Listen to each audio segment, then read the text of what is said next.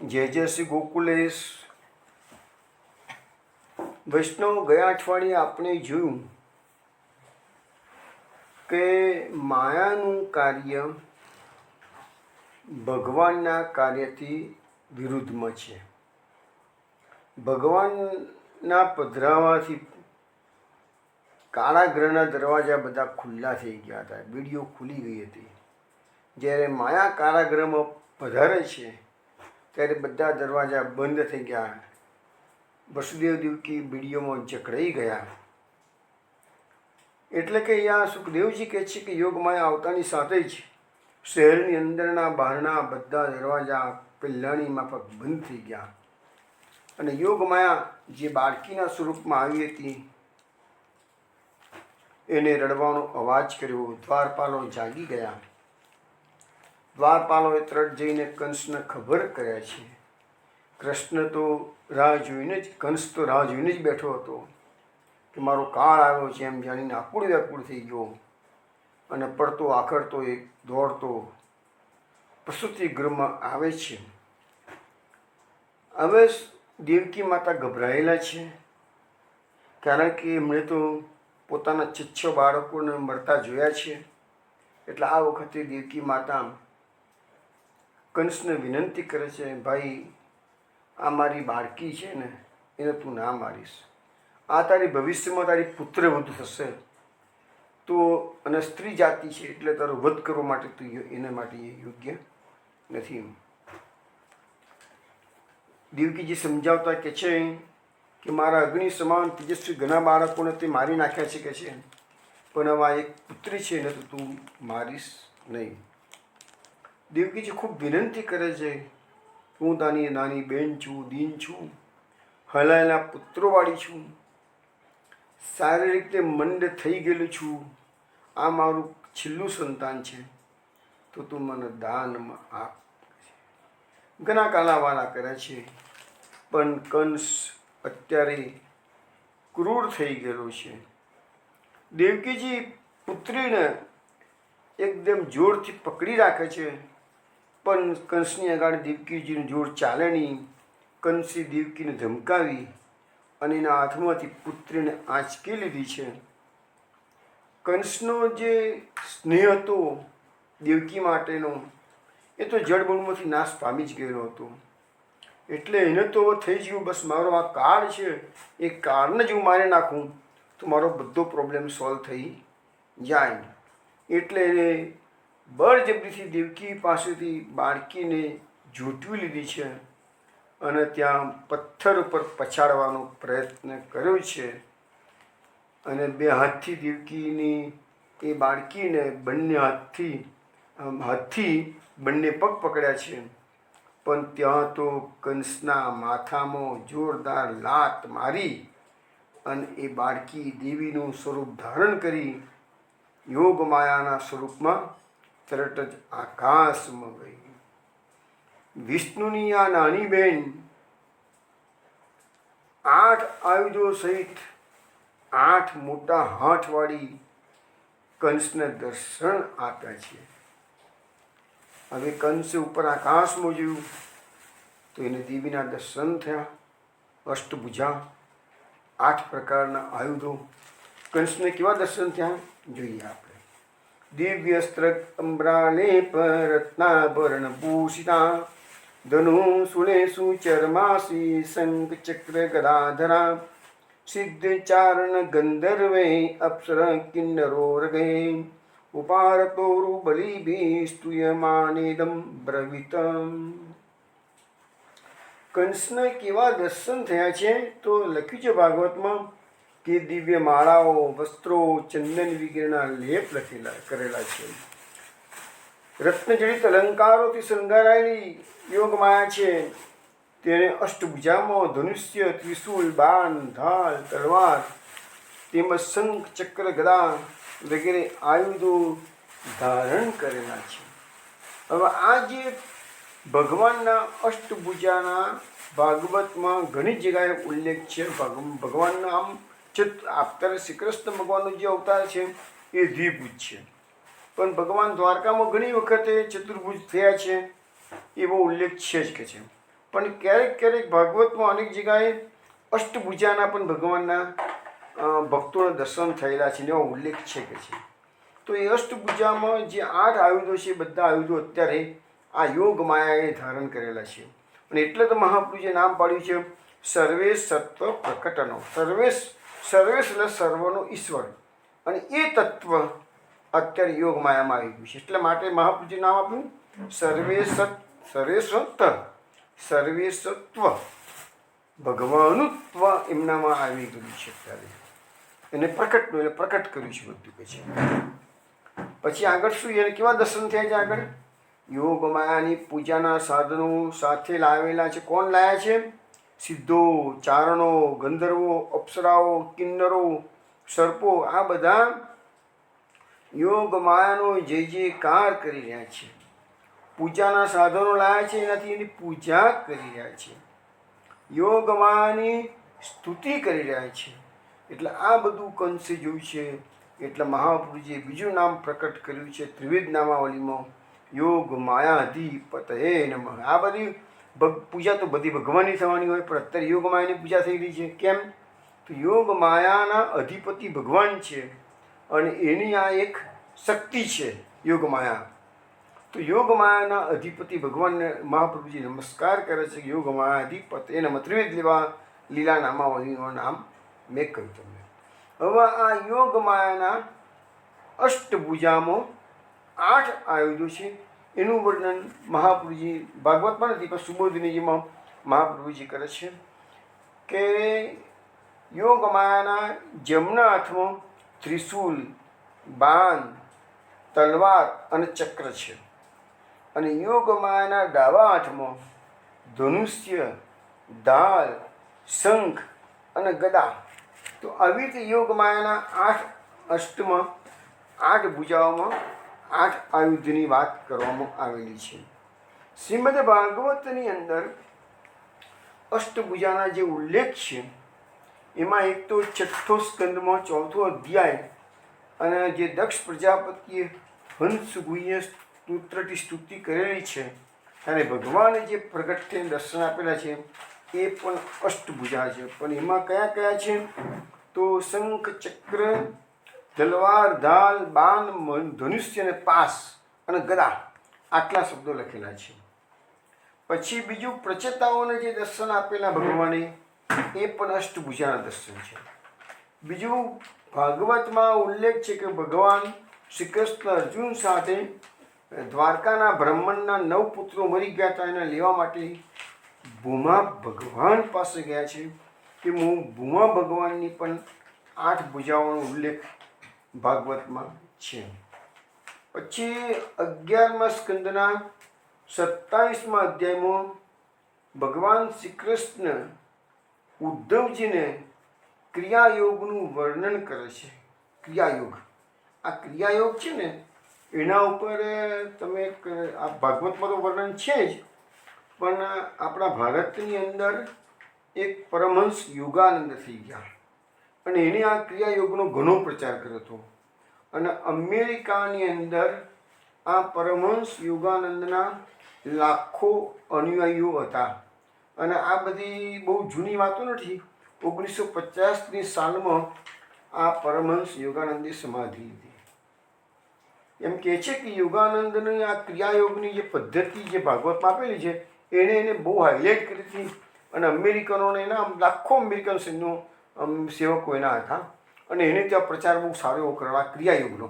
એ ક્રિયાયોગમાં ભગવાને ઉદ્ધવજીને આ આયુધોના પૂજાના વર્ણન પણ આ ભાગવતમાં કરવામાં આવેલા છે. તો એમ કહે છે કે પરમહંસ યોગાનંદ અમેરિકાની સેનેટને સંબોધન કરનાર પ્રથમ હિન્દુ સાધુ હતા કે છે. એની પહેલાં કોઈએ કર્યું, પછી બીજા બધા કર્યા હશે, મને ખ્યાલ નથી. પણ પરમહંસ યોગાનંદ પહેલાં જ અમેરિકન સેનેટને સંબોધન કરવા ગયા. બીજું એક વિશિષ્ટતા એવી હતી પરમહંસ યોગાનંદની કે પરમહંસ યોગાનંદ ધ્યાનમાં ખૂબ આગળ વધેલા હતા. અને જ્યારે 1950માં એમનો દેહ પડ્યો હતો, ત્યાંના આખા અમેરિકાભરમાંથી એના અનુયાયીઓ દર્શન કરવા માટે આવ્યા હતા. તો 10 દિવસ સુધી એનો દેહ ખુલ્લો રાખવા, દર્શન માટે ખુલ્લો રાખેલો હતો. પણ લખ્યું છે કે કોઈ પણ પ્રકારનો મસાલો ભર્યો નહોતો, છતાં પણ એમનામાં કોઈ પણ પ્રકારની ગંધ કે સડો 10 દિવસ સુધી ડેડ બોડી એવું ને એવું જ હતું ને 10 દિવસ પછી જ એના સંસ્કાર કરવામાં આવેલા હતા. તો આ યોગીઓની વાતો છે બધી કે આ ક્રિયાયોગ 11મા સ્કંદમાં ક્રિયાયોગનું વર્ણન આખું ચેપ્ટર છે. 11મો સ્કંદ 27મો અધ્યાય. તો ક્રિયાયોગના કારણે એમને આખું બોડી આખું એવું થઈ ગયું હતું કે મર્યા પછી પણ 10 દિવસ સુધી કોઈ પણ પ્રકારના કેમિકલ્સનો ઉપયોગ કર્યા વગર પણ એમનું બોડી એવું ને એવું જ રહ્યું હતું. અને બિલકુલ એમ કે અંદર શરીરમાંથી દેદીપ્યમાન બધા વૈષ્ણવો એમના સેવકો દર્શન કરતા તો લાઈનો લાગેલી હતી કે જે પણ 10 દિવસ ખુલ્લું રાખ્યું હતું. તો આ ક્રિયાયોગનો પ્રતાપ છે બધું. એનીવે, હવે આપણે આ અષ્ટભુજાની વાત કરી છે. હવે અહીંયા શું કહે છે આગળ કે એ દેવી આકાશમાં ગઈ, કંસનું સંબોધન કરીને કહે છે કિમ મયા હત્યા મંદે જાત ખલુ તવાંત કૃત યત્ર ક્વચિત પૂર્વ શત્રુર્મા હિંસી કૃપણાન વૃથા. દેવી કહે છે હે મંદ બુદ્ધિ, હજો કંસને એ મંદ બુદ્ધિ કીધું છે, મને મારવાથી શું ફાયદો થવાનો છે તારે? એમ એને મારવાનો પ્રયત્ન કર્યો, પછાડવા ગયો ને બધા બાળકોને જેમ પછાડતો હતો પથ્થર પર, એવી રીતે એને આ દેવીને પછાડવાનો પ્રયત્ન કર્યો. પણ એને એ વખતે ખબર નથી આ દેવી છે, એને તો બાળકી જ દેખાતી હતી. એટલે દેવીએ કીધું મને મારવાથી શું ફાયદો હોય છે? તારો નાશ કરનારો તારો પહેલાંનો દુશ્મન કોઈક સ્થળે પ્રગટી ચૂક્યો છે કે છે. એટલે જો આ દેવીએ તો કહી દીધું કે તારો કાળ જન્મી ચૂક્યો છે કે છે. આ બિચારી દેવકીની તું હિંસા કરીશ નહીં, દેવકીને મારીશ નહીં કે છે, તારો કાળ હવે આવી ગયો છે કે છે. હવે એવી દેવી આકાશમાં ગઈ પણ કંસને મમરો મુક્તિ ગઈ.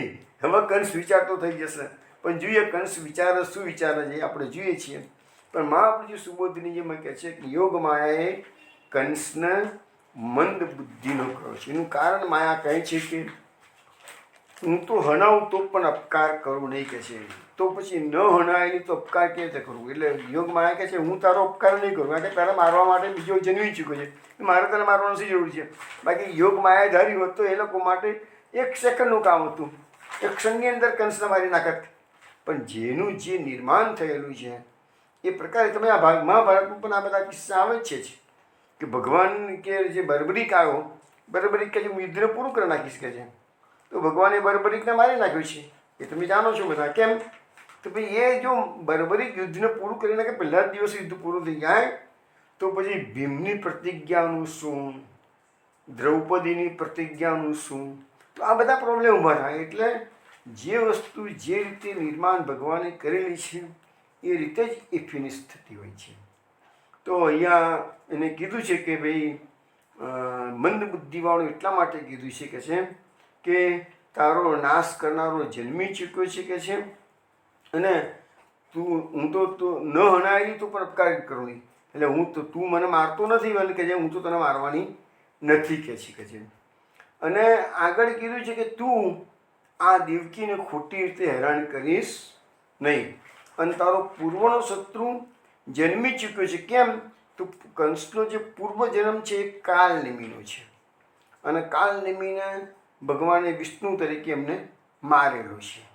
એટલે પૂર્વના શત્રુને એવો શબ્દનો પ્રયોગ અહીંયા કરવામાં આવેલો છે. અને આમ કહી ને યોગ માયા તો અદૃશ્ય થઈ ગઈ અને યોગ માયાનું રૂલ અહીંયા પૂરો થયો.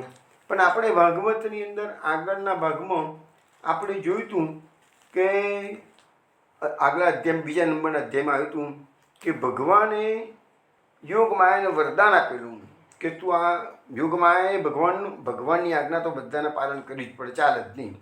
પણ યોગ માયાને કહ્યું હતું કે તું આ ગર્ભની એટલા બધી કરી નાખે, અહીંયાથી ટ્રાન્સફર એટલા બધી નહીં, અહીંથી ટ્રાન્સફર કરી દે ગર્ભને. તો ભગવાને કીધેલું કે તું સર્વ કામનાઓ અને વરદાન આપવાના સામર્થ્યવાળી થશે કે છે. એટલે ભગવાને એનામાં એને થોડુંક એની ખ્યાતિ વધે એ રીતે પણ ભગવાને એને પ્રોત્સાહન આપેલું છે.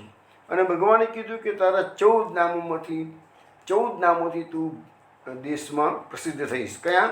દુર્ગા, ભદ્રકાળી, વિજયા, વૈષ્ણવી, કુમુદા, ચંડિકા, કૃષ્ણા, માધવી, કન્યકા, માયા નારાયણી, ઈશાણી, શારદા, અંબિકા એવા તારા બધા નામ પડશે અને મંદિર બનાવી તારું સ્થાપન કરી લોકો તારી પૂજા કરશે.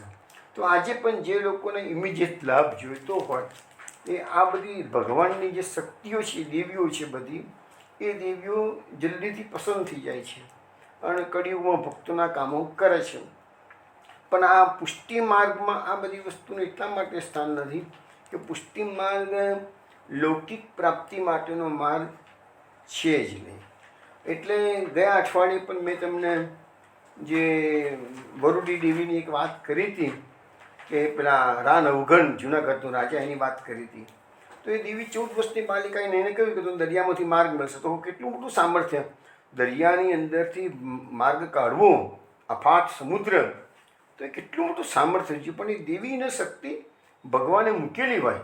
એટલે આ બધી આટલી બધી દેવીઓ ભારતભરમાં તમે જુઓ કે કદાચ કૃષ્ણના મંદિરો નહીં હોય ને એટલા તો મહાદેવના મંદિરો ને એટલા તો દેવીઓના મંદિરો ભારતભરમાં છે. કેમ? તો કૃષ્ણ દેવીઓ જલ્દી પસંદ થઈ જાય, મહાદેવજી જલ્દી પસંદ થઈ જાય અને તમને મહાદેવજી એકદમ ભોગ આરામથી આપી દે છે. એટલા માટે લોકોને બધાને લૌકિક કામનાઓ બધાની હોય છે. હવે સુખદેવજી કહે છે કે કંસને આ પ્રકારે કહીને દેવી ભગવતી ભારતમાં ઘણા સ્થળે ઘણા નામથી પ્રસિદ્ધ થઈ ગઈ. હવે યોગ માયા તો દ્રશ્ય થઈ ગઈ. યોગ માયાના વચનો સાંભળીને કંસને ઘણો વિસ્મય થયો અને વિચાર્યું જ નહોતું એવું બધું બની ગયું. એટલે કંસે પહેલું કામ શું કર્યું કે દેવકી અને વસુદેવજીને બંધન મુક્ત કરી દીધા. બંધન મુક્ત કરીને હવે કંસની શાન ઠેકાણે આવે છે. એટલે કંસ વસુદેવ દેવકીને સંબોધીને 8 શ્લોકો બોલે છે. મહાપ્રભુજી એની કારિકામાં સમજાવે છે. એ 8 શ્લોકોમાં કંસ વસુદેવ દેવકીને તમારે શોક કરવો જોઈએ નહીં, એનો સાર એક જ. 8 શ્લોકોનો સાર શું છે? તમારે શોક કરવો જોઈએ નહીં. એટલે બી આટલો બધો તું ત્રાસ આપવું જોઈએ, આટલા છોકરા મારી નાખ્યા અને પછી પાછળ તું હવે તારું હવે તું સમજાવવાનો પ્રયત્ન કરું છું. તે બુદ્ધિ એનામાં મોડી ભગવાને મૂકી છે એનામાં. તો તમારે શોક 8 શ્લોકોનો સાર એટલો છે, તમારે શોક કરવો જોઈએ નહીં. હવે એની દલીલબાજીમાં એને શાસ્ત્રોના સિદ્ધાંતો રજૂ કરે છે. તો મહાપ્રભુજી લખે છે કે 4 શ્લોકોમાં એને શ્લોક શા માટે ના કરવું જોઈએ એ લૌકિક રીતે સમજાવ્યું છે અને બાકીના 4 શ્લોકોમાં કંસે વસુદેવકીને શોક ના કરવું જોઈએ એ તત્વજ્ઞાનનો ઉપદેશ કરી રહ્યો. વિચાર, કંસ જેવો અસુર અને એના મોઢામાંથી તત્વજ્ઞાન નીકળે છે એટલે તો મહાપ્રભુજીને નામ મૂકવા માટે પ્રેરણા મળે છે. કયું નામ મૂક્યું છે? જ્ઞાન મોહિત દુષ્ટેશ. તો અત્યારે કંસ જે જ્ઞાન એનાથી મોહિત થઈ ગયું છે. ખરેખર તો જ્ઞાન એને જે ઉપદેશ આપ્યો છે એ સાચો જ ઉપદેશ છે, ખોટો નથી. પણ આવો ઉપદેશ એનામાં આવ્યો ક્યાંથી? એ તો દુષ્ટ માણસ છે. એટલે દુષ્ટેશ શબ્દ આપ્યો. દુષ્ટનો પણ ઈશ, દુષ્ટનો પણ સાથે, દુષ્ટનો શ્રેષ્ઠ દુષ્ટ, વધારે દુષ્ટ કહેવાય. તો એને જ્ઞાનથી મોહિત થઈ ગયો અને જ્ઞાનથી મોહિત થઈ અત્યારે વસુદેવ દેવકીને સારી રીતે જ્ઞાન આપવાનો પ્રયત્ન એને કર્યો છે. માટે મહાપ્રભુજી નામ મૂક્યું જ્ઞાન મોહિત દુષ્ટેશ. હવે કંસના 8 શ્લોકો આપણે જોઈએ એક પછી એક અને એમાં એને શું થિયરી આપી છે. જુઓ, તમને કહું, ભાગવતની અંદર તો મેં તમને અનેક વાત કહ્યું છે કે ભાગવત એટલે કથાની સાથે સાથે સિદ્ધાંતોનો સંગ્રહ કરવામાં આવેલો. ભલે સ્તુતિઓ છે પણ એમ બધી સિદ્ધાંતો જ છે. વ્યાસ મહર્ષિએ આ વસ્તુ બહુ ખૂબીથી રજૂઆત કરેલી છે. હવે હિરણ્યકશિપુને તમે બધા જાણો છો, ભલે મળ્યા નહીં હોય કદાચ પણ નામથી તો ઓળખો છો બધા. તો હિરણ્યકશિપુ જેવો અસુર, આ જે કંસ અસુર છે, ડાહી વાતો હમણાં આપણે તમને બતાવશું કઈ ડાહી વાતો કરે છે. તો એવું જ બધા હિરણ્યકશિપુના ભાઈ હિરણ્યક્ષને વરાહ ભગવાને મારી નાખ્યો. વરાહ ભગવાનનું ચરિત્ર આવશે તો વરાહ ભગવાને હિરણ્ય પૃથ્વી રસાતલમાં ગઈ હતી. બ્રહ્માજીના નાકમાંથી આ વરાહ સ્વરૂપ પ્રકટ થયું હતું અને રસાતલમાં ગયેલી પૃથ્વીનો ઉદ્ધાર વરાહ ભગવાને કરેલો છે. તો એ હિરણ્યકશ એની સાથે લડવા આવ્યો છે. વરાહ ભગવાને એને મારી નાખ્યું છે. હવે એ મારી નાખ્યું એટલે હિરણ્યકશિપુના ઘરમાં તો શોક થયો. હિરણ્યકશિપુની માતાનું નામ તો બધાને ખબર જ છે, દિતિ. દિતિના 2 પુત્રો, હિરણ્યકશિપુ, હિરણ્યક્ષ. દિતિ વિચારી દુઃખી થઈ ગઈ છે.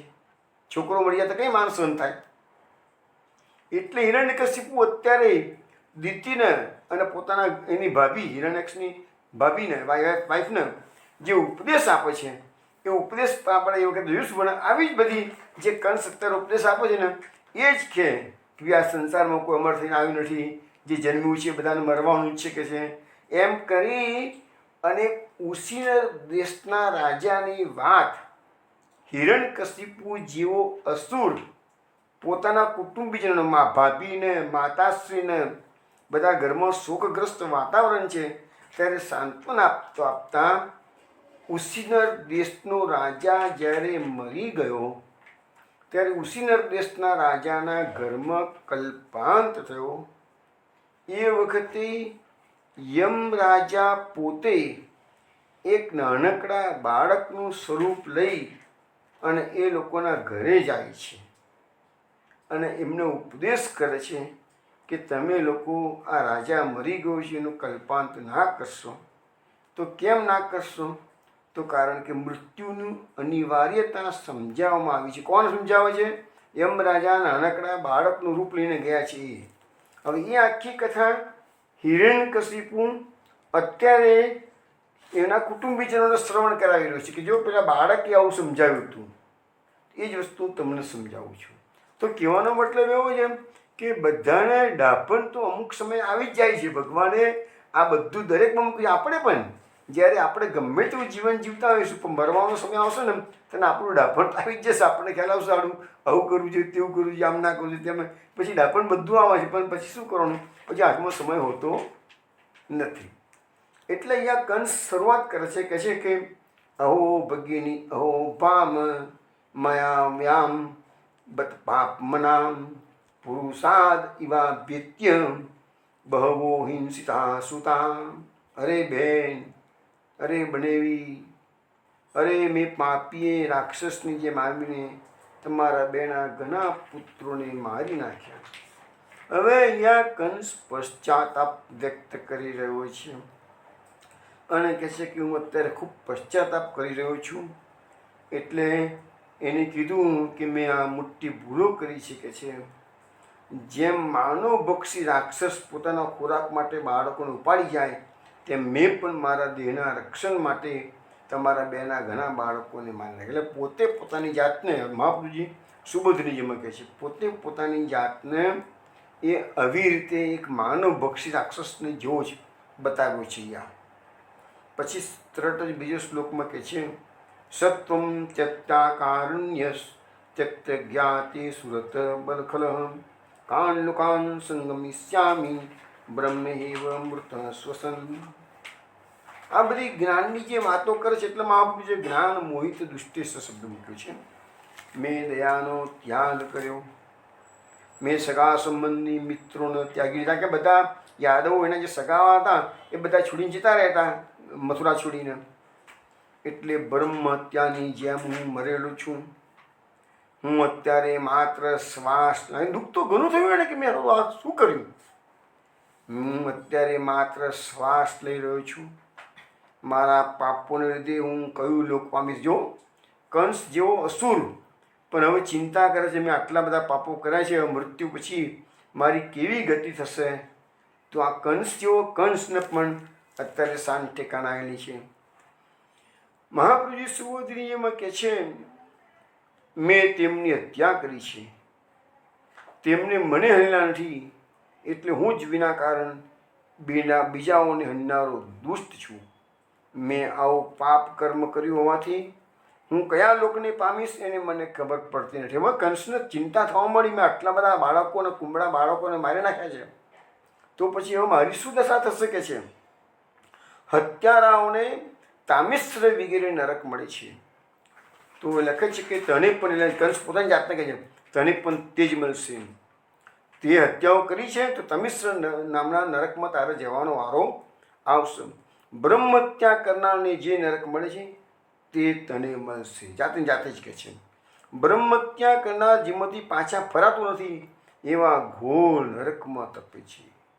એટલે જે લોકો દુષ્ટ કર્મો કરે છે એ લોકોને એનું ફળ ભોગવવા માટે જે પ્રકારનું પાપ, એ પ્રકારના હજારો, પંચમ સ્કંદમાં આપણે જ્યારે જઈશું ત્યારે 28 પ્રકારના નરકોનું વર્ણન છે. પણ માતા દેવહૂતિને કપિલદેવ ભગવાન કહે છે કે અત્યારે ભલે હું આટલા નરકોનું વર્ણન સમજાવું છું કે છે, સોરી એ ત્રીજા સ્કંદમાં સમજાવ્યું છે, પણ પંચમ સ્કંદમાં 28 નરકોનું વર્ણન છે. પણ માતા દેવહૂતિને કપિલદેવ ભગવાન કહે છે કે હજારો નરક છે. એવું નથી, ભાગવતમાં વર્ણન 28નું છે, પણ બાકી નરકો તો બધા હજારો છે. અને બીજી વસ્તુ છે કે ક્યારે બી તમે શાસ્ત્રોની વાતો પર વૈષ્ણવ ક્યારે શંકા કુશંકાઓ કરવી નહીં. શાસ્ત્રમાં જે લખ્યું બધું સત્ય જ હોય છે. કારણ કે આપણા ઋષિમુનિઓને શું સ્વાર્થ હતો? એ લોકો તો બિચારા સૂકા પાંદડા અને ઘાસ ને ફળમૂળ ને કંદમૂળમાં અને એવું જ ખાઈને પોતાનું જીવન વ્યતીત કરતા હતા. હિમાલયની ગુફામાં બેસીને તપસ્યા કરતા હતા. તો એમને શું સ્વાર્થ હતો? એટલે આપણા શાસ્ત્રોએ આપણા જેવા માણસો માટે જ આ બધું લખીને ગયા કે બી આવું કરવાથી એવું થશે ને આવું કરવાથી એવું થશે. તો એ બધું શાસ્ત્રોમાં લખેલું સત્ય છે. યા કંસ પોતે પણ વિચારી રહ્યો છે કે જ્યાંથી પાછા ફરાતું નથી એવા ઘોર નરકમાં મારો જવાનો વારો આવશે કે છે. પછી લખ્યું છે એની અંદર કે જીવતો છતાં પણ હું મરેલા જેવો છું. કારણ કે શ્વાસની પેલા લુહારની ધમન કેવી હોય છે? લુહારની ધમન ચાલ્યા કરે છે, એવી રીતે આપણું શરીર પણ ધમનની માફક ચાલતું હોય છે કે છે, પણ જીવતો હું મરેલા સમાન છું. કેમ? તો આવી વ્યક્તિની લોકોમાં એ અપકીર્તિ, હવે કંસ ભલે તે વખતે રાજ કરતો હતો પણ એની અપકીર્તિ તો ફેલાઈ જ ગઈ તે વખતે. અને ગીતામાં ભગવાને લખ્યું છે કે જે માણસો, જે યશસ્વી માણસો છે એને અપકીર્તિ મરણ કરતાં પણ વધારે ખરાબ લાગે છે, યશસ્વી માણસોને. પણ કંસ તો પહેલેથી જાણીતો જ અસુર હતો, એટલે એને અપકીર્તિની ચિંતા ના, પણ અત્યારે એને ડર લાગવા માંડ્યો છે કે નરકનું. હવે આ જે આપણા જે કર્મો છે અને કર્મોના ફળ આપણે બધાએ ભોગવવા પડે છે. આપણને શું છે કે એનાથી ગંભીરતા નથી. એટલે આજે તમે પેપર વાંચો છો તો લગભગ રોજના જ ખરાબ સમાચારો પેપરમાં આવતા હોય છે. કેમ? તો એના કારણે કારણ શું છે કે લોકોમાં એ જાગૃતિ નથી કે બે તમે ખોટા કર્મ કરશો તેનું ફળ ખોટું મળશે. તો એના માટેની એક કથાનક છે મહાભારતની અંદર, કે હું તમને અત્યારે શ્રવણ કરાવું છું. મહાભારતમાં મેં તમને કહું, મહાભારતની અંદર 1,00,000 શ્લોકો લખેલા છે વ્યાસજીએ. એમાં આમ તો સ્ટોરી જ છે બધી, મહાભારતની પાંડવ કૌરવોની સ્ટોરી જ છે, પરંતુ વ્યાસ મહર્ષિએ સ્ટોરીના માધ્યમથી આપણને શિખામણ આપેલી છે. જે વસ્તુ એમને કેવી છે એ કથાઓના માધ્યમથી મૂકેલી છે. તો અહીંયા શંખ અને લિખિત નામના 2 ઋષિમુનિ ભાઈઓ હતા, એની કથા હું તમને શ્રવણ કરાવું. મહાભારતમાં શાંતિ પર્વમાં આ કથા આપેલી છે. લખ્યું છે કે બહુદા નામની નદીની પાસે આ બંને ભાઈઓના અલગ અલગ, શંખ અને લિખિત, એ બંને ભાઈઓના અલગ અલગ આશ્રમ હતા અને બંને તપસ્વી ઋષિ મુનિઓ હતા. એક દિવસ એવું બન્યું કે લિખિત ફરતો ફરતો આ શંખના આશ્રમમાં આવી ગયો. પણ એ વખતે શંખ પોતાનો જે ભાઈ છે એ આશ્રમમાં હતો, એને બહાર ગયેલો હતો. એ રાહ જોઈને બેઠો કે મારો ભાઈ થોડી વારમાં આવશે. પેટલામાં એની નજર તગાડે વૃક્ષો પર સારા પાકેલા ફળો પર નજર પડી. એટલે એને થયું કે લાવતા ને હવે હું ટાઈમ પાસ કરવાનો જ ભાઈ આવે ત્યાં સુધી, આ ફળો તોડીને ખાવું થોડાક. એટલે એને ફળો તોડીને એ ખાવા લાગ્યો. થોડીક વારમાં શંખ આવી ગયો. એને જોયું કે મારો ભાઈ લિખિત મારા આશ્રમમાંથી ફળો તોડીને ખાય છે. આમ તો કે ફળો તોડીને ખાય કંઈ મોટી આપણી જ દૃષ્ટિએ જોવા જઈએ તો આ કંઈ બહુ ગુનો નથી કહેવાતો. ભાઈના ઘરમાં લે છે, એમાં મહત્વ શું છે? પણ શાસ્ત્રની દૃષ્ટિએ આ વસ્તુ ખોટી છે. એટલે ફલાહાર કરતો એને જોઈ લીધું. એટલે શંખે આવીને કીધું કે ભાઈ તે તારી મેળે ફળો તોડીને જે કર્મ કર્યું એ ચોરી કહેવાય કે છે. હવે તારે આ ચોરીનો દંડ ભોગવવો જ જોઈ શકે છે. જો આ દંડ અહીંયા તું નહીં ભોગવું તો યમરાજા તને તગાડે મર્યા પછી એનાથી કઠોર દંડ આપ. વિચાર કરો, વાત સાવ સામાન્ય છે.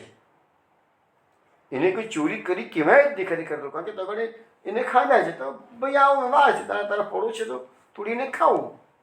પણ ભાઈ એને સમજાવે છે શંખ લિખિતને કે તું આનો દંડ રાજા પાસે જઈને લઈ લે કે છે. નહીં લઉં તો મૃત્યુ પછી યમરાજા તને બહુ જ કઠોર દંડ આપશે. એને કહે અહીં તું આ પાપ ભોગવી લે કે છે.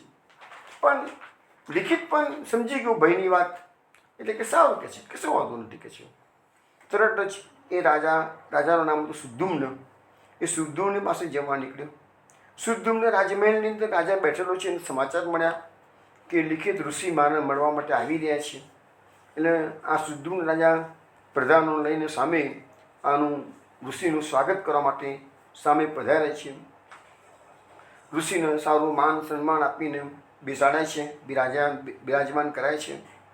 પછી પૂછ્યું, બોલો ઋષિ મુનિ, આપને પધારવાનું કેમ થયું? તો લિખિતે જણાવ્યું કે મેં મારા મોટા ભાઈની આશ્રમમાં એમની આજ્ઞા લીધા વિના જ કેટલાક ફળ તોડીને ખાધા છે કે છે. તો મારો ભાઈ એમ કે ચોરીનું કર્મ કહેવાય. તો હું ચોર છું, માટે ચોરને જે શિક્ષા થવી જોઈએ તે શિક્ષા તમે મને કરો કે છે. સુદ્ધુમ્ન રાજા કહે છે કે ના ના ના, તમે તો ઋષિ છો અને ભાઈના આશ્રમમાંથી ચોર્યું છે એટલે આની ચોરી કહેવાય જ નહીં કે છે. એટલે હું કંઈ તમને શિક્ષા કરવાનો નથી. તો સુદ્ધુમ્ને રાજાને લિખિત કહે છે કે ના રાજા, આ હું પણ માનું છું મેં ભૂલ કરી છે, હું ચોરી જ છે કે છે, તો તમારે મને દંડ કરવો જ જોઈશે. હવે રાજા સમજાવાય કે મારે તને દંડ કરવાનો નથી, પણ રાજા સમજી ગયા તું ઋષિ મુનિઓ છે બધા, એક વખત નહીં માનીએ ને તો પછી એ અવરો ઉપરથી મને શાપ આપી દેશે કે છે. એટલે રાજાએ સમજાવ્યું છે, તો લિખિત ઋષિ માનતા નથી. રાજાએ પછી છેલ્લે કીધું કે જો ભાઈ, અમારા આ રાજ્યની અંદર તો કાયદો એવો છે કે જે ચોરી કરતા પકડાય અને ચોરી જે હાથથી કરે એ બંને હાથ એના કાપી નાખવામાં આવે કે છે. તમે ફળ બે હાથે તોડીને ખાધા છે એટલે તમારા બંને હાથના કાંડા કાપી નાખવામાં આવશે કે. તો લિખિતે કીધું સારું, તમે જે બધા ચોરોને સજા કરો એ સજા મને કરી લો કે છે. મેં મારી દુર્બુદ્ધિ થઈ એટલા આવું કાર્ય કર્યું છે, તો મારા અપરાધનું ફળ ભોગવવું જ જોઈ શકે છે. એટલે પછી એના બંને હાથ એના કાંડામાંથી કાપી નાખ્યા. પછી શંખ એવા ઠૂઠિયા હાથે, લિખિત ઠૂઠિયા હાથે શંખના આશ્રમમાં જાય છે.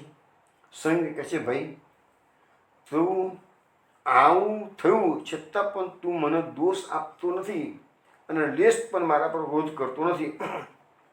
એટલે તે ધર્મનું ઉલ્લંઘન કરેલું તેથી તને આવી શિક્ષા થઈ. તને જે શિક્ષા કરી છે તે ધર્મનું ઉલ્લંઘન કર્યું છે અને છતાંય તું મને દોષ દેતો નથી કે છે. એટલે હવે તું એક કામ કરે કે છે, જ્યાં નદી પર જા, વિધિપૂર્વક દેવોનું ઋષિઓનું પિતૃનું તર્પણ કર અને તારા મનને કદી પણ અધર્મ તરફ જવા દઈશ નહીં. આ શંખ લિખિતને સમજાવે છે. શંખના શબ્દો સાંભળી લિખિત ઋષિ નદી પર ગયા. ત્યાં જઈને એને નદીમાં સ્નાન કર્યું. હવે તર્પણ ક્રિયા કરવા માટે તો ખોબો જોઈએ ને, હાથ તો છૂટા થઈ ગયેલા હતા, કાંડામાંથી કપાઈ ગયેલા હતા બંને હાથો. પણ તર્પણ ક્રિયા કરવા માટે જેવો એને પ્રયત્ન કર્યો કે તરત જ એના ઠૂંઠા બાહુઓમાંથી કમળ સરખા નવા હાથ આપોઆપ પ્રગટ થઈ ગયા અને જેવા એના હાથ હતા એવા ને એવા આવી ગયા. તો શંખે એ જોઈને કહ્યું પોતાના ભાઈને કે મેં મારા તપના પ્રભાવથી આ બધું કર્યું છે, હવે તું શંકા ના કરીશ, ભગવાન સર્વ કાંઈ કરી શકે છે. તો લિખિત બોલ્યો કે ભાઈ તમારા તપનું આટલું બધું સામર્થ્ય છે તો પછી તમે મને પ્રથમ પવિત્ર કેમ ના કર્યું? મેં જ્યારે ભૂલ કરી તો એ વખતે તમે મને પવિત્ર કેમ ના કર્યું? આ દંડ અપાવીને પછી પવિત્ર કર્યો કે છે. તો શંકે કહ્યું કે તું કહે છે બરાબર છે કે છે, પરંતુ મારે તેમ કરવું યોગ્ય ન હતું. કેમ? તો મારાથી તને કદી પણ શિક્ષા કરી શકાય નહીં, કારણ કે અપરાધીઓને શિક્ષા કરવાનું કામ તો રાજાનું છે. હું રાજા થોડો છું. રાજા પાસેથી શિક્ષા લીધી. બીજું, રાજાએ તને શિક્ષા કરી, રાજાએ પણ સ્વધર્મનું પાલન કર્યું છે એટલે રાજા પવિત્ર થયું. રાજાએ જો તને શિક્ષા ના કરી હોત તો રાજા પણ દંડનો અધિકારી થાત. કારણ કે દંડ આપવાનું કામ રાજાનું છે અને પોતાના ફરજમાંથી ચ્યુત થાય તો રાજાને પણ પછી યમરાજાનો તો જવાબ આપવા માટે બંધાયેલું તો કરે, એને બી ફળ ભોગવવું પડે. તો એ બધી વસ્તુ આ શાસ્ત્રોની વાતો, ઝીણી ઝીણી વાતો છે, બધી આપણને સમજાવવામાં આવી છે યાર. તો અત્યારે એને કીધું કે તે યાર દંડ ભોગવી લીધો એટલે એને કેટલી બી તો રાજાના ત્યાં ગયો, બેટ કપાયા, અહીંયા આવ્યું, તર્પણ કરાવ્યું. એટલી વાર જ એને કલાક 2 કલાક જે નીકળ્યા હશે એટલો સમય એને કષ્ટ ભોગવવાનો વારો આવ્યો. અને પાછા બંને હાથ જેવા હતા ને એવા એવા થઈ ગયા. એટલે અહીંયા શંખ એ લિખિતને સમજાવે છે કે જો તે આ દંડ ના લીધો હોત, સ્વીકાર્યો ના હોત, અથવા રાજાએ તને સજા ન કરી હોત તો રાજાને તો બી દંડ ભોગવવો પડતો અને તારી જે સજા બાકી રહી ગઈ એ સજા તને યમલોકમાં જઈને યમદૂતો આપત તો એ તો બહુ ભયાનક સજા થાત. અને એનું એક્ઝામ્પલ આપણે ભાગવતમાં જાણીએ છીએ, નૃગ રાજાનું છે. નૃગ રાજાએ પેલા ગાયોના કેસમાં બન્યું હતું બનાવ એવું કે એક ગાયનું 2 વખત દાન થઈ ગયું.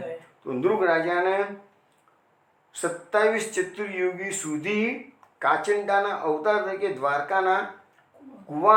દ્વારકાના જંગલના કૂવામાં એને રહેવું પડ્યું છે. આટલો મોટો ધર્માત્મા રાજા જીવનમાં કોઈ ભૂલ નથી કરી, પણ એક ભૂલ અજાણતાથી થઈ છે, જાણીને નહીં અજાણતાથી.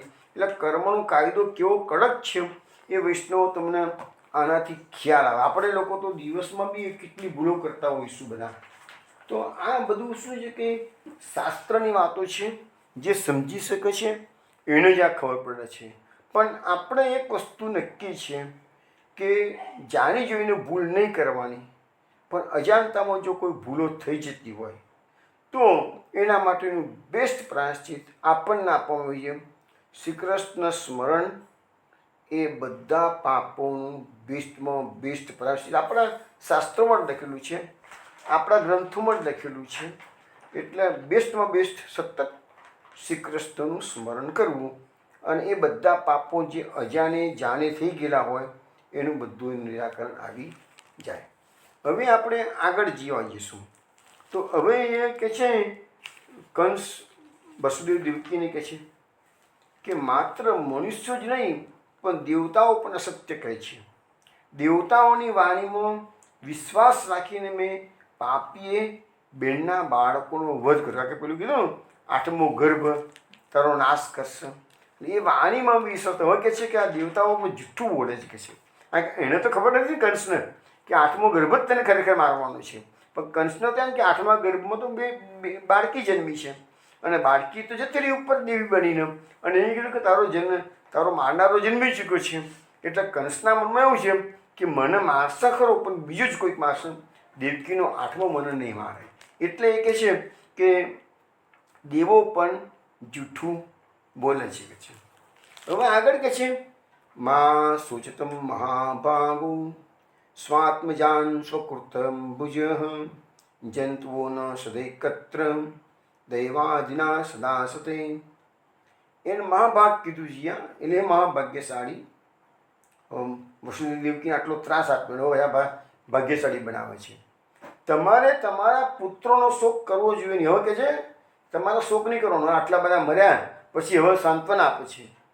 કારણ કે પ્રાણીઓ કર્મને ભોગવનાર છે, તેઓ સદા સાથે રહેવાના નથી અને દૈવને આધીન છે. જો હવે આ દૈવી વાતો શરૂ થઈ ગઈ છે એની બધી કે હવે દરેક પ્રાણી પોતાના કર્મને જ ભોગવે છે, તેઓ સદા સાથે રહેવાના નથી અને દેવને આધીન છે. એટલે હંમેશા આ જે સિદ્ધાંત છે એ આ બધાએ સમજવા જેવું છે કે અહીંયા આપણને સમજાવવા જેવી ફિલોસોફી. એક તો એ કે આપણને જે સુખ અને દુઃખ મળે છે એ આપણા કર્મના આધીન છે, એટલે અહીંયા બતાવવામાં આવ્યું કર્મને ભોગવનાર છે. બીજો સિદ્ધાંત સમજાવવામાં આવ્યો છે કે તમારા બાળકો જન્મ્યા અને મેં મારી નાખ્યા, પરંતુ આ દુનિયામાં જે જન્મ્યું છે એનું મૃત્યુ નિશ્ચિત છે. અને એક કુટુંબમાં ગમે એટલા મેમ્બર હોય પણ એ સદાય માટે સાથે રહેવાના નથી. એક જાય અને કાલે કુટુંબમાં ગરુડું માણસ મરે અને નવાનો જન્મ થાય. આ તો બહુ રૂટીનથી ચાલતું આવ્યું છે. વર્ષોથી આ પ્રણાલિકા ચાલે છે. દરેક કુટુંબમાં તમે જુઓ તો મૃત્યુ અને જન્મ આ વારાફરતી આવતું જ હોય છે. એટલે સદા સાથે રહેવાના નથી અને દૈવને અધીન છે. દૈવને એટલે કે ભાગ્યથી જ બધા મરે છે, ભાગ્યથી જન્મ છે કે છે. હવે એના માટે છે ને શ્રીમદ ભાગવતમાં સુંદર શ્લોકો આપેલા છે અને એમાં સમજાવવામાં આવેલું છે કે આપણે એ જે સિદ્ધાંત આવ્યો કે બધા સાથે કાયમ માટે બધા સાથે રહેતા નથી. તો શ્રીમદ ભાગવતની અંદર એવા 3 ઉદાહરણો આપવામાં આવેલા છે.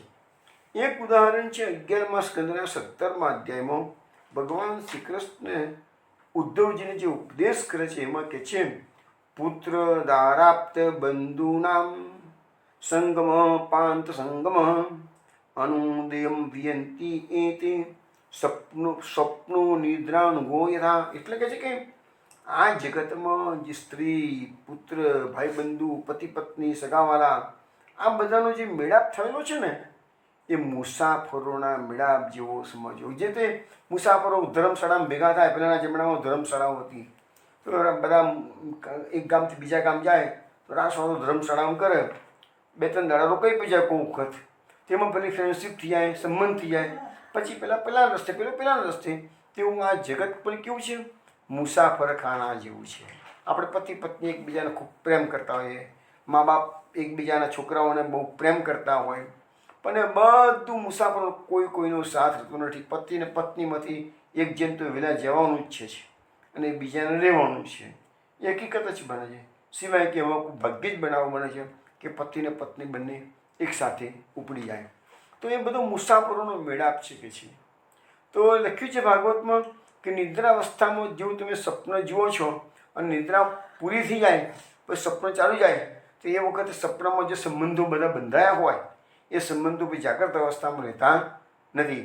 એ પ્રમાણે આપણું આ શરીર આપણને ભગવાને આપ્યું છે. તો શરીરની સાથે આપણા સંબંધો, આપણા શરીરની સાથે સંબંધો કયા? તો પતિ પત્ની, મા બાપ, ભાઈ બહેન, દીકરા દીકરી, બધું શરીરના સંબંધો છે. તો એ શરીર સાથેના જે લોહીના સંબંધો છે એ પણ એક દાડો તો બધા છૂટા પડવાનું છે. માટે ભાગવતમાં લખ્યું છે, માટે સમજદાર વૈષ્ણવોએ, સમજદાર ભક્તોએ ઘર ગૃહસ્થીમાં ફસાવની અને ઘરમાં રહેવાનું ખરું પણ અનાસક્તિની માફક રહેવાનું.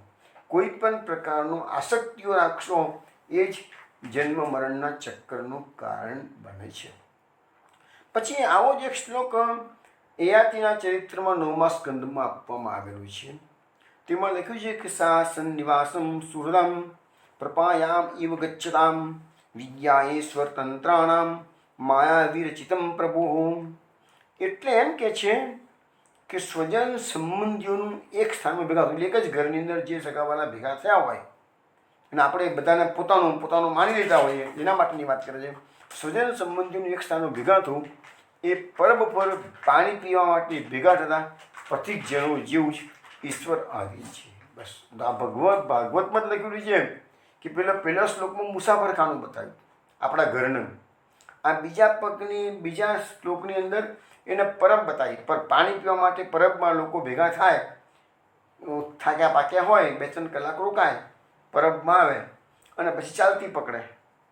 તમે યાત્રા કરવા જતા હો જે લોકો, અથવા તમે વિદેશની ટૂરમાં જતા હો કે લીલી પરિક્રમા કરવા જતા હો કે બીજી કોઈ પણ ટૂર પર તમે જતા હો તો તમે જે ટૂર ઓપરેટર તમારો જે હોય અને 15 દિવસની ટૂર હોય તો 15 દિવસમાં તમને નવા સંબંધો બંધાઈ જઈને 15 દિવસ સુધી ચલો ભાઈ આપણે સાથે રહીશું એમ તેમ બધું કરીએ. પણ પછી 15 દાડા પછી પેલાના રસ્તે છૂટા પડી જઈએ છીએ ને. તો એવું આ પરબનું હોય, મુસાફરખાનાનું હોય છે. તો એ બધું ઈશ્વરાધીન છે. આ બધો માયાનો ખેલ છે. આપણે આ બધું જાણીશું ને તો આપણો સંસારની આસક્તિઓ દૂર થશે. એટલા માટે આપણને ભાગવત આ બધું સમજાવ કરે છે. હવે તરત જ બીજો શ્લોકમાં કહે છે સર્વત્ર સંગમ ઉત્સુજ. મહાપુરુષે પણ કીધું છે સંગમ સર્વાત્મના ત્યાજ્યમ. એ જ વસ્તુ ભાગવતમાં બતાવે છે. સર્વત્ર સંગમ ઉત્સૃજ્યમ સ્વપ્નો પમ્યન ભાર્ગવી કૃષ્ણ મન સમાવેશ્યમ વ્યુધ્યુનોત્ત લિંગમ આત્મન. એટલે શું કહે છે કે માટે આ બધામાંથી મુક્ત થવું હોય તો શું કરવાનું? સર્વ સગા સંબંધીઓમાંથી આસક્તિઓ છોડી નાખવી. આસક્તિઓ જે ફરજમાં આવતું એ બધું કામ કરવાનું. સંન્યાસી બનવાની મહાપુરુષે આપણને સમજાય નથી. આપણને ગ્રહે સ્થિત્વા સ્વધર્મતાનો જ ઉપદેશ કરેલો છે.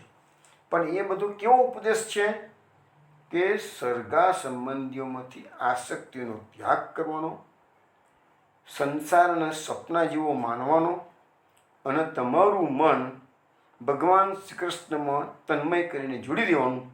અને ત્યાંથી તમે જો તમે ચુસ્તપણે વળગી રહેશો તો તમે લિંગ શરીરનો ત્યાગ કરી શકશો. હવે જે આ લિંગ શરીરની જે થિયરી છે તો પહેલાં બી મેં સમજાવી છે, ફરીથી કામ તમને કહું કે આપણું જે શરીર છે એમાં 3 વસ્તુ છે. એક તો સ્થૂળ શરીર, લિંગ શરીર અને આત્મા. આત્મા કેવો છે? અવિનાશી છે. આ સ્થૂળ શરીર તો તમે બધા જ કબૂલ કરશો, એક દાડો સ્મશાનમાં બળીને ભસ્મ થવાનું છે, બધાનું છે.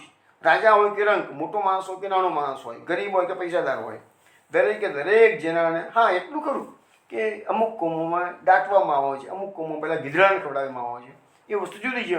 પણ શરીરનો નાશ થવાનો છે એ વસ્તુ નિશ્ચિત છે. શરીરની એટલા માટે શાસ્ત્રોએ 3 પ્રકારનું એનું પરિણામ આવે છે શરીરનું. કો તો જો અગ્નિ સંસ્કાર થાય તો રાખ બને, દાટવામાં આવે તો એ કોવાઈ જાય ને છેવટે કીડા બને. અને જો એ જંગલમાં જતો હોય અને કોઈ હિંસક પશુનો શિકાર બની જાય તો એની વિષ્ઠા બને. એટલે આપણી શરીરની ગતિ કઈ 3 થઈ: રાખ, વિષ્ઠા અને કીડા. આ બધું તમે સમજો તો શરીર પરનો આપણો મોહ ઓટોમેટિક નીકળી જાય. ના, શાસ્ત્રોની વાતો છે, મારા ઘરનું કશું મૂકતો નથી. તો અહીંયા એ વસ્તુ બતાવવામાં આવે છે કે શરીર તો આપણું બળીને ભસ્મ, જે સ્થૂળ શરીર આપણે જે દેખીએ છીએ, આરામથી દેખી શકાય છે, એ સ્થૂળ શરીર તો બળીને ભસ્મ થવાનું બધા સ્વીકારશો. હવે એ શરીરમાંથી આત્મા જ્યારે મૃત્યુ વખતે નીકળ્યો તો મૃત્યુ એટલે શું? મૃત્યુ એટલે લિંગ શરીર અને સ્થૂળ શરીર એ બંને ભેગા થાય તો એને જન્મ કહેવાય. અને સ્થૂળ શરીરમાંથી લિંગ શરીર બહાર નીકળી જાય તો એને મૃત્યુ કહેવાય. Simple equation. આ ભાગવતની થિયરી. ફેરથી સમજાવું. જન્મ કોને કહેવાય? તો સ્થૂળ શરીરમાં લિંગ શરીરનો પ્રવેશ, એનું નામ જન્મ. સ્થૂળ શરીરમાંથી લિંગ શરીરને બહાર નીકળવું, એનું નામ મૃત્યુ. હવે સવાલ આત્મા. તો આત્માનો તો જન્મ પણ નથી, આત્માનું તો મૃત્યુ પણ નથી. આત્મા તો લિંગ શરીરની સાથે સાથે જ, લિંગ શરીર સ્વતંત્ર સ્થૂળ શરીરમાં ન આવી શકે. એટલે સ્થૂળ શરીરમાં જ્યારે લિંગ દેહ આવે છે તો જોડે આત્માને આવું જ પડે. જો આત્મા ન આવે તો આત્માની જોડે લિંગ દેહ કાયમ માટે જોડાયેલ જ હોય. આપણો જે લિંગ દેહ છે એ તમે પશુ પક્ષીઓનીમાં જાઓ, નારકીઓનીમાં જાઓ, સ્વર્ગના દેવીઓનીમાં જાઓ, તો પણ એ આત્માની જોડે લિંગ દેહ જવાનો જ. તો લિંગ દેહ ક્યારે છૂટો પડશે આત્માથી?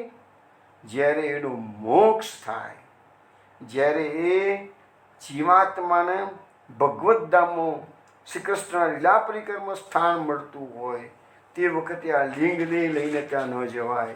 એ આત્માને શું મળે છે? તે વખતે તનુનવત્વ મળે છે, નવીન દેહ પ્રાપ્ત થાય છે.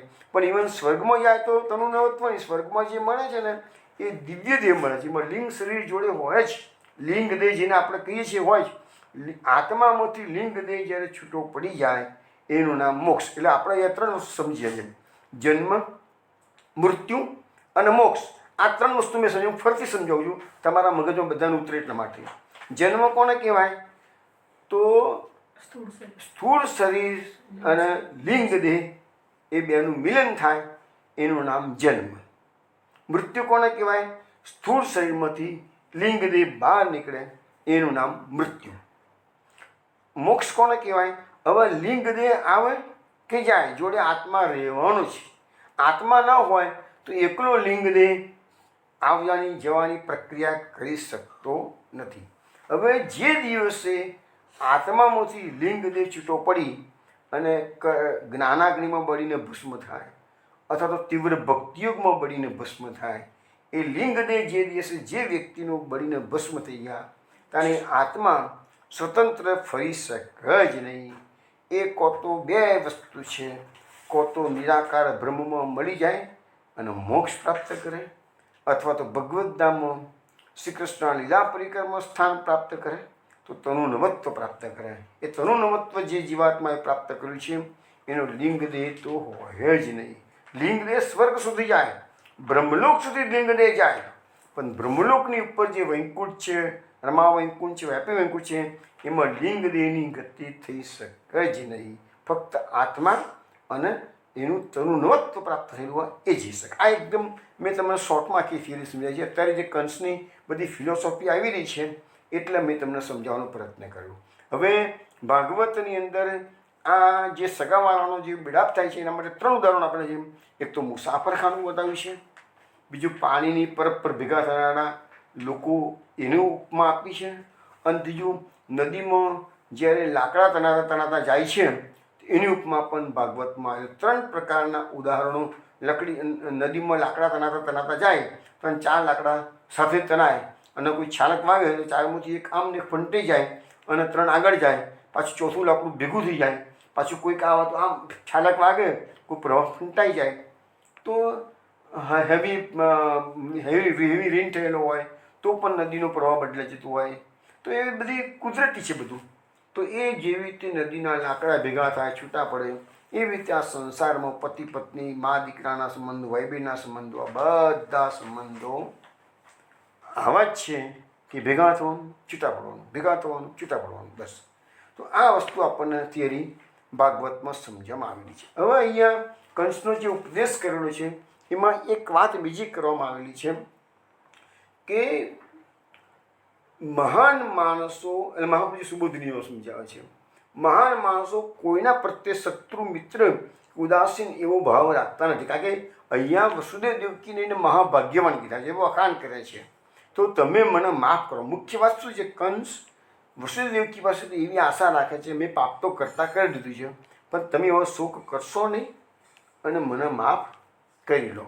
તો માફ કરવા માટે એને જે વસ્તુ કીધી છે કે દૈવના અધીન છે, પ્રાણીઓ કર્મને ભોગવનાર છે. તો મહાપુરુષજી સુબોધનીમાં એવી થિયરી આપે છે કે મહાન માણસો કોઈના પ્રત્યે શત્રુ મિત્ર ઉદાસીન એવો ભાવ રાખતા નથી. આ કે અહીંયા મહાભાગ શબ્દ વાપરેલો છે, માટે મહાપુરુષજી આ થિયરી આપણને સમજાવે છે.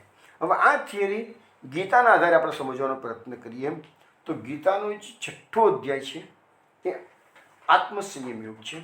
એમાં ભગવાન શ્રી કૃષ્ણ અર્જુનને સમજાવે છે, સ્વદ મિત્રારી ઉદાસીન મધ્યસ્થ દ્વેષ બંધુષુ સાધુસ્વપી ચ પાપેષુ સમબુદ્ધિ વિશિષ્યતે.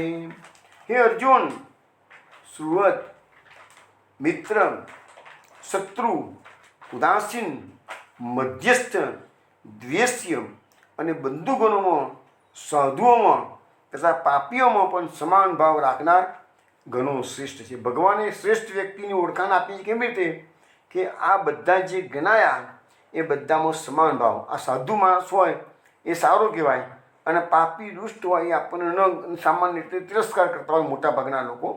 તો અહીંયા ગીતામાં ભગવાન એ થિયરી આપે છે કે ના, એની સમદ્રષ્ટિ હોવી જોઈએ, એ જ શ્રેષ્ઠ સંત છે કે છે.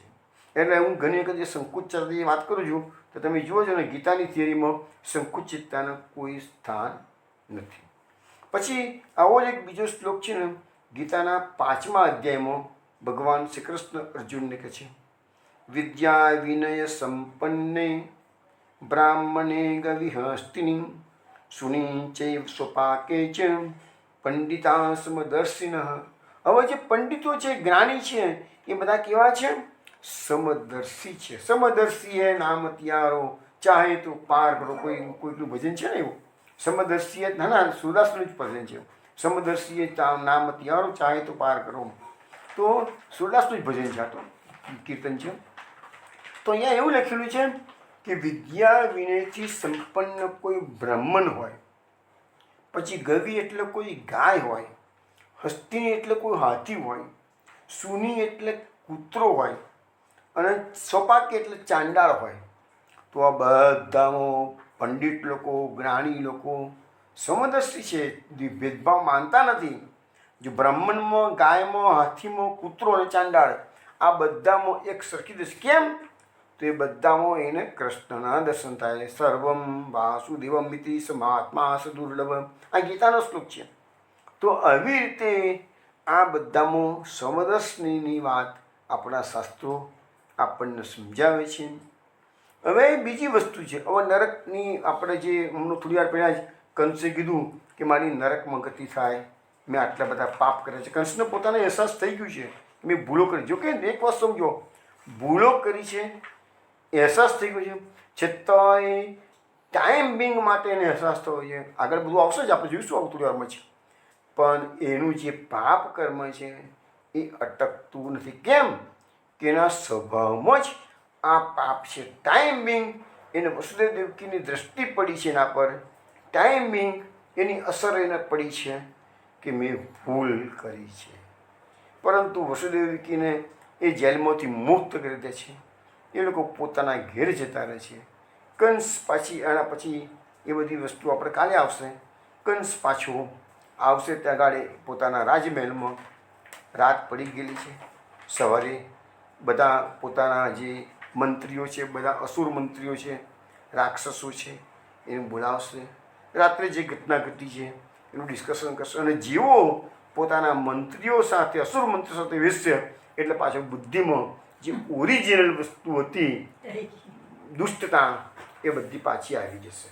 એટલે ઘણી વખત આ સત્સંગમાં વસ્તુ કરેલું કે દુષ્ટમાં દુષ્ટ માણસ હોય એનામાં પણ ક્યારેક ક્યારેક સાત્વિક વૃત્તિ આવી જતી હોય છે. અને સાત્વિક વૃત્તિ ધરાવનારાને પણ ક્યારેક ક્યારેક તામસિક પ્રકૃતિ આવી જતી હોય છે. અને જે વખતે મૃત્યુ આવે તે વખતે સાત્વિક માણસ હોય પણ જો એની વૃત્તિ એ વખત તામસી થઈ ગયેલી હોય તો એની એ પ્રકારે ગતિ થાય. અને તામસીમાં તામસી માણસ હોય પણ જો મૃત્યુ સમયે સાત્વિક વૃત્તિ આવે તે પ્રકારે ગતિ થાય. તો પછી એનો અર્થ એવો ના કરશો કે મૃત્યુ વખતે જે વૃત્તિ આવે એ પ્રકારે ગતિ થાય તો પછી આપણે ગમે તેવા કર્મો કરવા. એના એવું નથી, તમારી ગતિને જ અસર થાય છે, પરમેનન્ટ અસર નથી, ફક્ત ગતિને અસર થાય છે. પરમેનન્ટલી તો તમે જે આખા જિંદગીમાં જે કર્મો કર્યા છે એ બધા વન પછી એક પછી એક ભોગવવા જ પડે છે. પણ એ વખતની જે ગતિ છે એનો આધાર મૃત્યુ વખતે તમારો જેવો ભાવ છે એ પ્રકારે છે. હવે એ જે કંસને નરકનો ડર લાગ્યો છે એના માટે પણ ગીતામાં શ્લોક છે, ત્રિવિધ નરક સૈદમ દ્વારમ નાશનમાત્મન કામ ક્રોધ સદા લોભ તસ્માત એતત ત્રયમ તજેત. આ ત્રણનો ત્યાગ કરવાનો કીધું. કયા કયાનો? કામ, ક્રોધ અને લોભ. એ ત્રણ નરકના દ્વારા ગીતામાં બતાવ્યું છે. ભગવાન શ્રી કૃષ્ણ અર્જુન ઉપદેશ આપતા કહે છે કે તસ્માત એતત ત્રયમ ત્યજેત. તસ્માત એતત ત્રયમ ત્યજેત. ત્રયમ એટલે ત્રણે ત્રણ. કયા કયા? તો કામ, ક્રોધ અને લોભ. એ ત્રણ નરકના દ્વાર છે. તો એ તમને બધાને અધોગત્ય લઈ જનારા છે. માટે મહાપુરુષો કહે છે આ ત્રણનો ત્યાગ કરવો જોઈએ. હવે તમે જુઓ કે આજે તમને કહું, મોટા મોટા આચાર્યો, ધર્માચાર્યો હોય છે ને, એ ઉપદેશ આપે છે ને, એ પણ આ કામ, ક્રોધ, લોભથી બધાથી ગ્રસિત જ હોય છે. કોઈ ભલે બધામાં પ્રોબ્લેમ ના હોય પણ દરેકમાં એકાદ દુર્ગુણ તો ભગવાન મૂકતા જ હોય છે. અને જેવો દુર્ગુણ ના હોય તો તરત જ એમની મુક્તિ થઈ જાય. એટલે આ વસ્તુ છે કે ભગવાન જ એ લોકોમાં આવા દોષો મૂકતા હોય છે અને એમાંથી ચેતીને નીકળવાનો પ્રયત્ન કરવો જોઈએ. તો આ બધી જે થિયરી છે એ સમજાવવામાં આવેલી છે. હવે આગળ કહેવામાં આવે છે કે ભૂમિમાંથી ઉત્પન્ન થતા પ્રાણીઓ જેમ ભૂમિમાંથી ઉત્પન્ન થાય છે અને અંતે ભૂમિમાં જ લઈ પામે છે, તો ભૂમિમાં કોઈ પરિવર્તન આવતું નથી. તેમ આ અનેક પ્રકારના દેહો ઉત્પન્ન થાય છે અને નાશ પામે છે. તેથી તેમાં રહેતા આત્મામાં વિકાર થતો નથી. એટલે કહેવાનો મતલબ એવો થઈ ગયા કે આપણી આ જે જમીન છે, ભૂમિ છે, એ ભૂમિમાં તમે જુઓ કેટલા વૃક્ષો થાય, કેટલા અત્યારે ચોમાસું ચાલે છે, ચોમાસામાં કેટલા અળસિયા થવાના, પછી થોડી વાર મરી જવાના. દેડકા બધા ભૂગર્ભમાં જતા રહેલા હોય, એ દેડકાઓ બધા અત્યારે ડ્રાઉ કરતાં બહાર આવી જાય છે કે છે. તો એનાથી ભૂમિને ફરક પડતો નથી. ભૂમિમાં ગમે એટલા વૃક્ષો થાય, ગમે એટલા જીવજંતર જન્મ અને ગમે તેટલા મરણ, તો ભૂમિ તો જેવી છે ને એવી જ રહેવાની છે. ભૂમિમાં કંઈ હા ધરતીકંપ જેવા આવે, બહુ મોટી બાઢ આવતી હોય તો વસ્તુ થોડો ફરક પડતો હોય છે. એમ તો આપણે જોઈએ છીએ ને કે મોટા મોટા નદીઓના પ્રવાહો પણ બધા બદલાઈ જતા હોય છે, પણ ભૂમિ તો એની જ રહેવાની છે.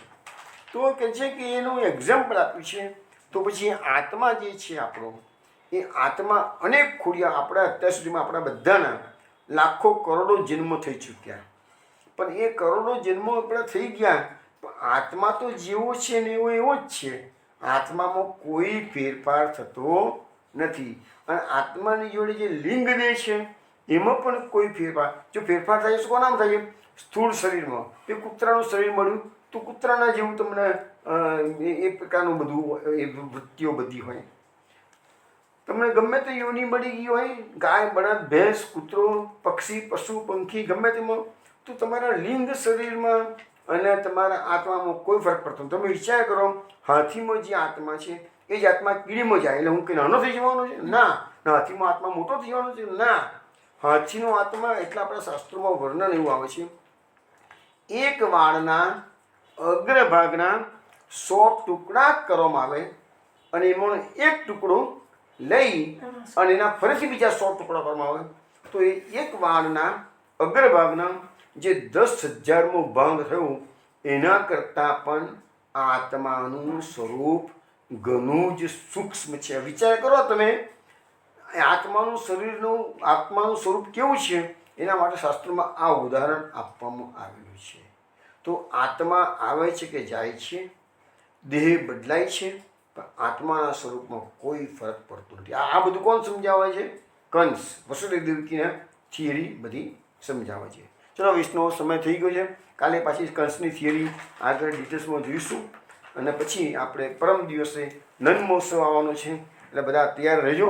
નંદ મહોત્સવની આપણે સરસ રીતે ધામધૂમથી ઉજવણી કરીશું. પરમ દિવસે 5મો અધ્યાય આવી જશે. કાલે 4થો અધ્યાય પૂરો થશે, પરમ દાડે 5મો અધ્યાય આવશે અને નંદ મહોત્સવ પરમ દિવસે ઉજવવાનો છે. જય શ્રી કૃષ્ણ. જય શ્રી ગોપાલેશ. જય શ્રી ગોપાલેશ.